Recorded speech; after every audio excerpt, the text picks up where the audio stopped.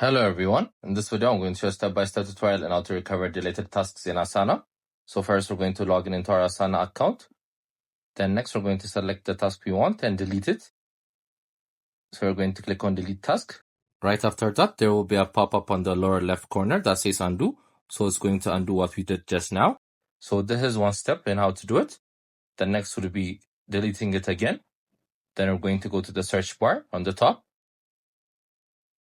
Then we're going to click on advanced search. Then under status, we're going to click on deleted. Then click on search. So it's going to show us the deleted tasks. So we're going to click on details. Then as you can see, there's the undelete button. So what this does is it's going to recover this task for us. So when we go back to our tasks, it's going to be recovered. So that's how you do it. We also have a third step by clicking on Asana AI on the top right corner. You guys could write what you want there, which would be how to recover deleted tasks in Asana. Then we're going to send the message to that AI. So it's going to send you different results. All you have to do is follow the steps mentioned there, and you'll get to recover the tasks you want. So those are 3 steps in how to recover your tasks in Asana.